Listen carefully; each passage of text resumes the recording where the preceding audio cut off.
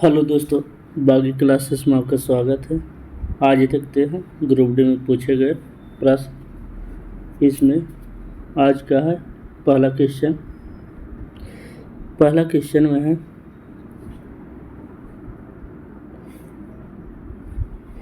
जीवन प्रक्रियाओं के लिए एक जीव के शरीर के बाहर से ऊर्जा के स्रोत के स्थानांतरण को डैश कहा जाता है।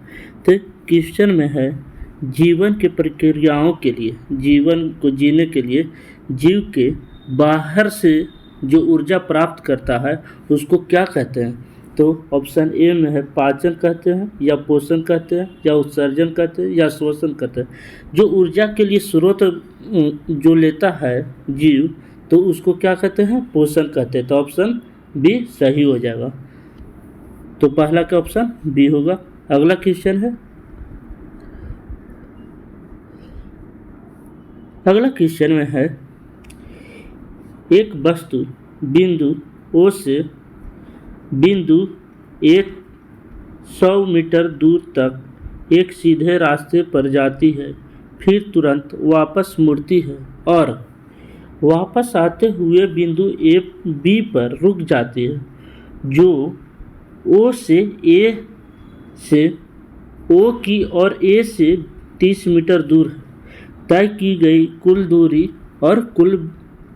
कुल दूरी और विस्थापन की परिणाम क्या होगा। तो यहाँ पे हमको निकालना है दूरी और विस्थापन। तो एक वस्तु है जो मान लेते हैं पॉइंट ओ से चलना प्रारंभ करता है और ए के पास जाता है, वह 100 मीटर होता है। डिस्टेंस कितना है, 100 मीटर।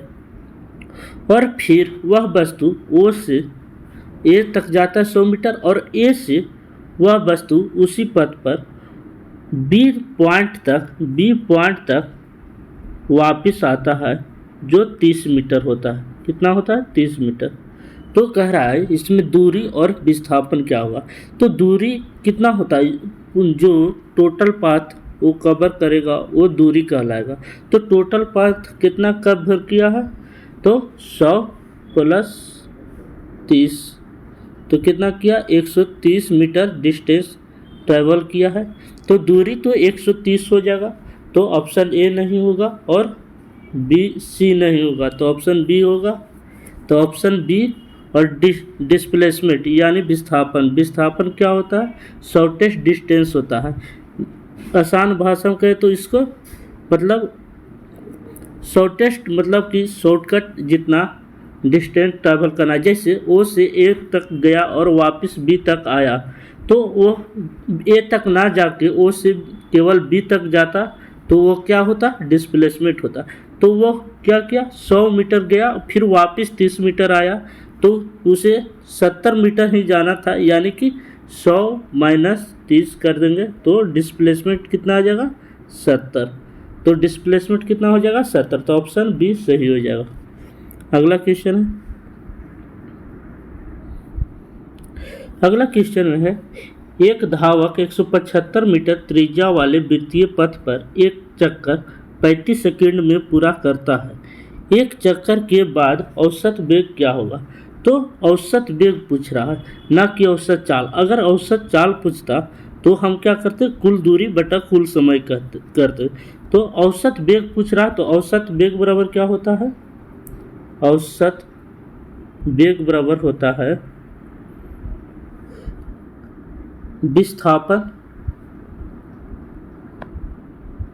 विस्थापन बटा समय होता है। तो इसमें एक चक्कर, अगर कोई सर्कल है, कोई सर्कल में एक चक्कर लगाता है, तो मान लेते हैं कि यहाँ से कोई धावक स्टार्ट किया, एक राउंड यहाँ से लगाया, यहाँ पे आ गया, तो इसका टोटल विस्थापन क्या हो गया, जहाँ से चला वहाँ आ गया, तो 0 हो गया विस्थापन क्या होगा, 0 हो गया। और समय टोटल कितना लगा, 35 सेकंड लगा। तो 0 में 35 से भागा देंगे तो कितना हो जाएगा, 0 हो जाएगा। तो 0 मीटर पर सेकंड, औसत वेग इसका क्या हो जाएगा, 0 मीटर पर सेकंड। यही यहाँ पे चाल होता तो होता दूरी बटा समय होता। तो कुल दूरी कैसे निकालते, तो एक चक्कर में कितना दूर ट्रैवल किया, तो क्या निकालते, वृत्त का परिमाप निकाल देते, एक चक्कर में कितना दूरी ट्रैवल किया वो पता लग जाता, और समय 35 से डिवाइड कर देते तो औसत चाल निकल जाता। लेकिन यहाँ पे औसत वेग पूछा था, इसलिए क्या हो जाएगा 0 मीटर पर सेकेंड, क्योंकि विस्थापन हुआ ही नहीं, एक चक्कर में जहाँ से शुरू किया था वहीं अंत किया, इसलिए इसका आंसर क्या हो जाएगा 0 मीटर पर सेकेंड। अगला क्वेश्चन, अगला क्वेश्चन में है फसल संरक्षण प्रबंधन में कीटनाशकों के उपयोग द्वारा डैश नियंत्रण किया जाता है। तो कह रहा है फसल संरक्षण, फसल संरक्षण मतलब कि फसल को बचाव के लिए कीटनाशकों का जो उपयोग किया जाता है वह किसको नियंत्रण करता है, तो फसल को बचाने के लिए अगर कीटनाशक का उपयोग करेंगे तो कीटों से नियंत्रण करेगा, तो ऑप्शन सी सही हो जाएगा। अगला क्वेश्चन, अगला क्वेश्चन में है चलती बस में खड़ा एक यात्री अचानक बस को रोकने पर आगे की ओर गिर जाता है, यह निम्नलिखित में से किस नियम को दर्शाता है। तो कह रहा है एक बस है, उसमें खड़ा यात्री है, अगर बस अचानक चलते चलते रुक जाता है तो खड़ा आदमी आगे की ओर क्या होता है, गिर जाता है, तो यह किस नियम के द्वारा होता है, इससे पहले वाला क्लास में बताए थे, यह पहला नियम के द्वारा होता है, तो न्यूटन के प्रथम नियम। न्यूटन के थर्ड लॉ क्या कहता है, क्रिया के बराबर प्रतिक्रिया होता है, यानी कि इसका एग्जाम्पल क्या है, तो इसका एग्जाम्पल है नाव पे खड़ा व्यक्ति अगर किनारे पर कूदता है तो नाव पीछे की ओर धक्का लगता है, तो न्यूटन का थर्ड लॉ होता है। अगला क्वेश्चन देखते हैं, अगला क्वेश्चन में है निम्नलिखित में से कौन सा जीव प्रजनन की बहुविखंडन मोड के माध्यम से गुणन करता है। तो कह रहा है इसमें कौन सा जीव है जो बहुविखंडन द्वारा प्रजनन करता है, तो बहुविखंडन द्वारा प्रजनन कौन करता है, प्लाज्मोडियम करता है, प्लाज्मोडियम बहुविखंडन द्वारा प्रजनन करता है। प्लाज्मोडियम कौन सा रोग वाहक होता है, प्लाज्मोडियम है जो किस रोग के लिए रोग वाहक है, तो मलेरिया के लिए होता है। और इसमें लिस्मेनिया कौन सी विधि से प्रजनन करता है, तो द्विखंडन से करता है, इसको भी याद रखिएगा द्विखंडन से। अगला क्वेश्चन है निम्नलिखित में से कौन सा पोषक तत्व पौधों के लिए प्रचुर मात्रा में आवश्यकता होता है। तो बोल रहा है निम्नलिखित में से कौन सा पोषक तत्व है जो पौधे के लिए प्रचुर मात्रा में आवश्यकता होता है। तो पौधे के लिए प्रचुर मात्रा में कौन कौन आवश्यकता होता है, तो फास्फोरस होता है, नाइट्रोजन होता है, पोटेशियम होता है, तो इसमें कौन सा है, फास्फोरस है, तो ऑप्शन डी फास्फोरस प्रचुर मात्रा में आवश्यकता होता है पौधे के लिए। अगला क्वेश्चन, इलेक्ट्रॉन नाभिक के चारों ओर निश्चित पथों पर परिक्रमण करते हैं जिन्हें डैश कहा जाता है। तो इलेक्ट्रॉन है जो नाभिक के चारों ओर एक निश्चित पथ में अगर परिक्रमण करता है, मान लीजिए इस पथ में परिक्रमण करेगा तो उन्हें क्या कहा जाता है, तो उसको क्या कहा जाता है, कोश या कक्षा कहा जाता है। क्या कहा जाता है, कोश या कक्षा, तो ऑप्शन बी सही होगा। अगला क्वेश्चन, द्रव का डैश, तो कह रहा है द्रव क्या क्या होता है, तो ऑप्शन ए में बोल रहा है आकार निश्चित नहीं होता और आयतन निश्चित नहीं होता। आकार और आयतन दोनों निश्चित किसका नहीं होता है, तो यह गैस का उदाहरण है, यह गैस में होता है, आकार और आयतन दोनों निश्चित नहीं होता। आकार निश्चित और आयतन, आकार निश्चित होता है और आयतन निश्चित नहीं होता है, नहीं ऐसा नहीं है। द्रव में क्या होता है, द्रव में होता है आकार अनिश्चित होता है और आयतन निश्चित होता है। तो आकार निश्चित होता है और आयतन निश्चित होता है, नहीं, आकार निश्चित नहीं होता और आयतन निश्चित होता, हाँ आकार निश्चित नहीं होता है द्रव का और आयतन निश्चित होता है, तो ऑप्शन डी सही हो जाएगा। अगला क्वेश्चन, ठोस में क्या होता है, आकार और आयतन दोनों निश्चित होता है। अगला क्वेश्चन है, निम्नलिखित में से कौन सा अधातुओं का समान भौतिक गुण धर्म है? तो कह रहा अधातुओं को समान भौतिक गुण धर्म कौन है? अधातु के लिए कौन होता है? तो अधातु के लिए उच्च गलनांक और उच्च क्वथनांक ये किसका होता है? तो आयनन आयनिक यौगिक का होता है। तो आयनिक यौगिक का क्या होता है? उच्च गलनांक होता है और उच्च क्वथनांक होता है, तो ये नहीं होगा। धुंधला रूप गैर चमकदार, हाँ अधातु होता है जो गैर चमकदार होता है, तो ऑप्शन बी सही हो जाएगा। उच्च विद्युत चालकता किसका होता है? तो धातु का होता है। तन्यता और आघात वर्णनीय कौन होता है? धातु होता है, तो अधातु का कौन हो जाएगा? बॉल, आंसर सही है। अगला क्वेश्चन,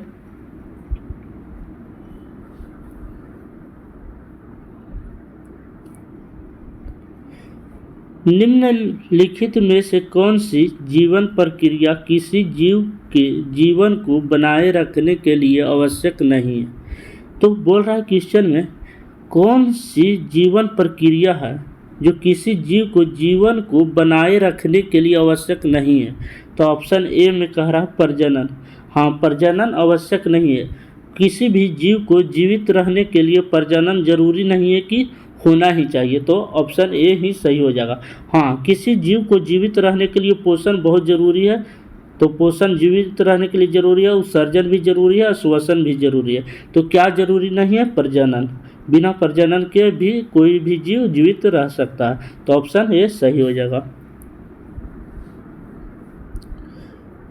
अगला क्वेश्चन है, श्रेणी क्रम में व्यवस्थित समान प्रतिरोध R वाले 10 प्रतिरोधकों का कुल प्रतिरोध कितना होगा? श्रेणी क्रम में जुड़ा हुआ है, श्रेणी क्रम में प्रतिरोध 10 प्रतिरोध जुड़ा हुआ है, 1 2 ऐसे ही ऐसे 10 प्रतिरोध क्या है? जुड़ा हुआ है।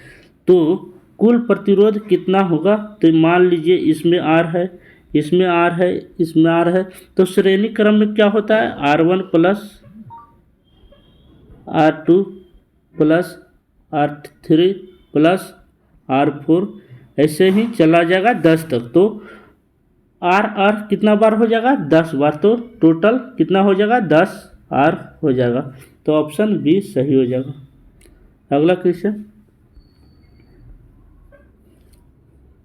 परिपथ आरेखों में एक टेढ़ी मेढ़ी रेखा जिग जैग लाइन का उपयोग निम्नलिखित में से किसे निरूपित करने के लिए किया जाता है?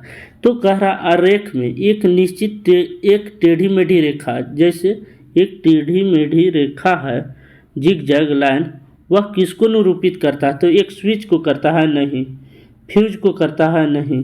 तो किसका करता है? एक प्रतिरोधक को निरूपित करता है, तो ऑप्शन सी सही हो जाएगा। बैटरी के लिए कौन सा होता है संकेत? ये बैटरी के लिए होता है। सेलों के समूह को क्या कहते हैं? बैटरी कहते हैं। स्विच का संकेत कैसे होता है? ऐसे होता है। अगला क्वेश्चन, किसी हॉल या कमरे में अनुरदन रिवाइब्रेशन का मुख्य कारण क्या है? किसी भी हॉल या कमरे में रिवाइब्रेशन का क्या कारण होता है? तो ऑप्शन ए में कह रहा मृद पदार्थों द्वारा ध्वनि का अवशोषण। अगर ध्वनि का अवशोषण कर लेगा तो रिवाइब्रेशन होगा ही नहीं, तो ये ऑप्शन गलत है। वायु तापमान में परिवर्तन नहीं, कठोर पृष्ठों से ध्वनि का बहुप्रवर्तन। हाँ, कठोर पृष्ठ होता है, वहाँ से ध्वनि का बहुप्रवर्तन होता है, तो रिवाइब्रेशन होता है, तो ऑप्शन सी सही हो जाएगा। अगला क्वेश्चन, में है संक्षारण क्या है? संक्षारण यानी कि क्रोजन। क्रोजन क्या है? ऊष्माक्षेपीय अभिक्रिया है? नहीं। रासायनिक अभिक्रिया है? हाँ, क्रोजन है जो रासायनिक अभिक्रिया है, तो ऑप्शन बी सही हो जाएगा। अगला क्वेश्चन, गोल्जी उपकरण निम्नलिखित में से किस अंगक से संबंधित है? कह रहा गोल्जी उपकरण होता है जो किस अंग से संबंधित होता है? लवक, लवक कौन कौन चीज़ से बनता है? तो लवक प्रोटीन और लिपिड से बनता है, प्रोटीन प्लस लिपिड से बनता है। केंद्रक, केंद्रक किसको कहते हैं? केंद्रक है जो कोशिका का क्या होता है? दिमाग होता है। तो ये भी नहीं होगा। सूत्रकणिका यानी माइटोकॉन्ड्रिया, माइटोकॉन्ड्रिया क्या होता है? तो कोशिका का पावर हाउस होता है, तो ये भी नहीं होगा। अंतःप्रावी जालिका यानी endoplasmic reticulum, endoplasmic reticulum Golgi उपकरण का एक अंगक होता है। इसके पिछले क्लास में बताए थे एंडोप्लाज्मिक रेटिकुलम कितने टाइप के होते हैं? 2 टाइप के होते हैं, एक होता है रफ और एक होता है स्मूथ। रफ पर क्या पाया जाता है? राइबोसोम, और स्मूथ पर क्या पाया जाता है? लिपिड। तो रफ राइबोसोम होता है, राइबोसोम क्या करता है? प्रोटीन का फैक्ट्री कहलाता है। स्मूथ पर क्या होता है? लिपिड यानी वसा होता है। तो इसका ऑप्शन डी सही हो जाएगा। अगला क्वेश्चन, एक बच्चा खिलौना कार को जमीन पर खींचता है, यदि बल और विस्थापन एक ही दिशा में हो तो क्या किया गया कार्य डैश होगा? एक बच्चा है जो एक खिलौना है, उसको क्या कर रहा है? खींच रहा। अगर खींच रहा है तो फोर्स इधर ही लगा रहा और डिस्प्लेसमेंट यानी कि विस्थापन भी इधर ही हो रहा। तो क्या होगा? किया गया कार्य क्या होगा? ऋणात्मक होगा नहीं, शून्य के बराबर नहीं, कार्य की चाल के बराबर नहीं, बल और विस्थापन के गुणनफल के बराबर होता है। तो W बराबर कार्य बराबर होता ही है बल गुने विस्थापन, तो बल और विस्थापन के गुणनफल के बराबर होगा। तो ऑप्शन डी सही हो जाएगा। अगला क्वेश्चन, ग्लूकोज का रासायनिक सूत्र क्या होता है? तो ग्लूकोज का रासायनिक सूत्र क्या होता है? CH4, ये तो मीथेन का, C11H12O11 नहीं, ग्लूकोज का नहीं है। CH3COOH ये एसिटिक अम्ल का है। C6H12O6 ग्लूकोज का सूत्र होता है। तो ऑप्शन डी सही हो जाएगा। अगला क्वेश्चन, तंत्रिका कोशिकाएं काय से जुड़ी कई छोटे शाखित भाग या प्रक्रिया होती है जिन्हें डैश कहा जाता है। तंत्रिका कोशिका होता है, उसमें छोटे छोटे शाखित भाग होते हैं, ऐसे ऐसे होता है, उसको क्या कहते हैं?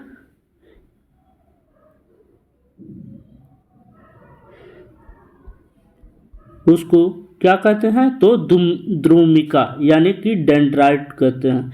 तो क्या हो जाएगा? इसको क्या कहते हैं? डेंड्राइट। तो द्रुमिका हो जाएगा, ऑप्शन ए सही हो जाएगा।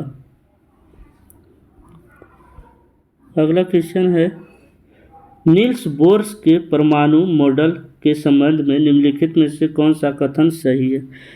नील्स बोर बताया था कि इलेक्ट्रॉन जो होता है एक निश्चित कक्षा में घूमता है, उसे क्या कहा जाता है? विविक्त कक्षाएं कहा जाता है, जो एक निश्चित कक्षा में घूमता है। जो किसके बात को काटा था? रदरफोर्ड को बात को काटा था। तो ऑप्शन सी में बोल रहा है परमाणु के भीतर केवल कुछ विशेष कक्षाएं की अनुमति होती है जिन्हें इलेक्ट्रॉन की विविक्त कक्षाएं कहा जाता है। तो ऑप्शन सी सही हो जाएगा। अगला क्वेश्चन है, उदासीनीकरण अभिक्रिया में अम्ल से डैश और क्षार से डैश संयोजन होता है जिससे जल अणुओं का निर्माण होता है। तो अम्ल से क्या होता है? H+ आयन निकलता है और क्षार से OH- आयन निकलता है। तो क्या होता है? जल अणुओं का निर्माण होता है। तो ऑप्शन यहाँ दिया हुआ है H+ आयन सी में और OH- आयन निकलता है। तो ऑप्शन सी सही हो जाएगा। अगला क्वेश्चन, निम्नलिखित में से किसे समाज ने खराब जीवन स्तर में योगदान देने वाला प्रमुख कारक माना जाता है? तो कह रहा निम्नलिखित में से किसे समाज में खराब जीवन स्तर से योगदान देने वाला प्रमुख कारक माना जाता है? तो ऑप्शन ए में है शहरी क्षेत्रों में तकनीकी का अत्यधिक उपयोग। अगर तकनीक का अत्यधिक उपयोग करेंगे तो जीवन स्तर में मतलब कोई कमी नहीं माना जाएगा, खराब नहीं माना जाएगा, तो ये ऑप्शन गलत है।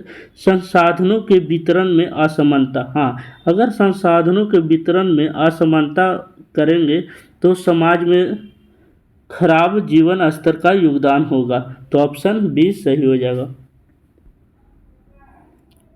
अगला क्वेश्चन है, एक त्रिभुजाकार कांच में के प्रिज्म में कितने आयताकार पार्श्व पृष्ठ होते हैं?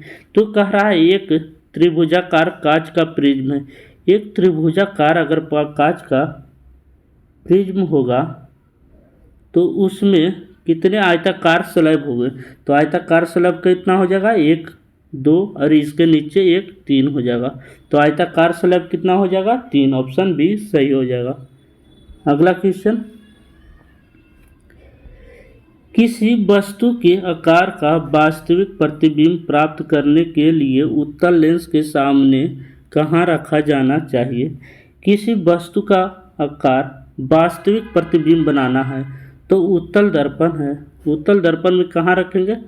तो F1 होता है और F2 होता है और इन्फिनाइट होता है यहाँ। तो हम F1 के डबल दूरी पर रखेंगे, यानी कि फोकस की दुगनी दूरी पर रखेंगे तो वस्तु का आकार समान आकार का बनेगा। तो ऑप्शन बी में ए में है फोकस की दुगनी दूरी पर, हाँ, तो फोकस की दुगनी दूरी पर रखेंगे तो वस्तु समान आकार का प्रतिबिंब प्राप्त होगा, तो ऑप्शन ए सही है। अगला क्वेश्चन, दिए गए यौगिकों में से किसका उपयोग ईंधन यौग के रूप में किया जाता है? तो एथेनोइक अम्ल का किया जाता है? नहीं। इथेनॉल को किया जाता है? इथेनॉल का तो नहीं। इथेन का नहीं, तो इथेनॉल का, हाँ, तो इसके पिछले क्लास में बताए थे ईंधन के रूप में हम इथेनॉल का उपयोग कर सकते हैं, तो ऑप्शन डी सही हो जाएगा। अगला क्वेश्चन देखते हैं, लास्ट क्वेश्चन था, खत्म हो गया। Thank you very much.